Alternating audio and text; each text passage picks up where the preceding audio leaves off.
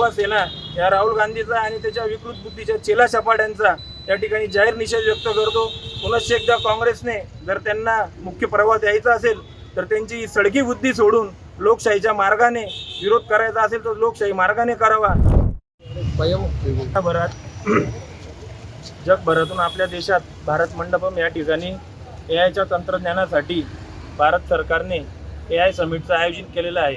या समिटमध्ये जगभरातील प्रमुख नेते, राष्ट्रपती, पंतप्रधान, त्याचप्रमाणे त्यांचे राजनयिक आणि विविध कॉर्पोरेट सेक्टर्समधले इंडस्ट्रीजचे CEO, मायक्रोसॉफ्टचे CEO, गुगलचे CEO असे जगभरातील विविध इंटेलिजन्स लोक आलेले आहेत।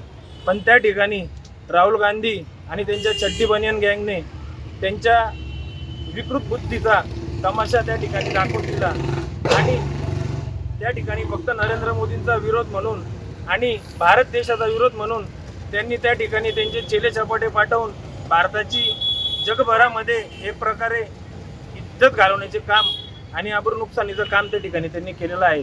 राहुल गांधींनी यापूर्वी चीनच्या राजदूताला भेट दिली, त्यावेळेसही भारताचे त्यांनी नाव घालवलं।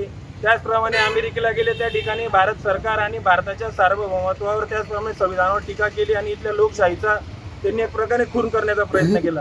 प्रत्येक वेळेस राहुल गांधी आणि त्यांचे चेले चपाटे आणि त्यांची भरकटलेली विकृत बुद्धीची काँग्रेस ही भारत देशाची एक प्रकारे जगभरामध्ये नाचक्की करण्याचा कुठलाही मार्ग सोडत नाही।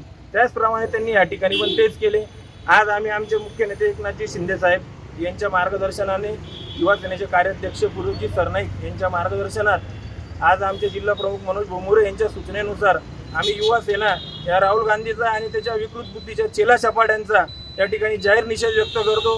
पुनश्च एकदा काँग्रेसने जर त्यांना मुख्य प्रवाहात यायचं असेल तर त्यांची सडकी बुद्धी सोडून लोकशाहीच्या मार्गाने विरोध करायचा असेल तर लोकशाही मार्गाने करावा, हीच आम्ही या ठिकाणी आवाहन करतो आणि त्यांचा जाहीर निषेध करतो। जय हिंद, जय महाराष्ट्र।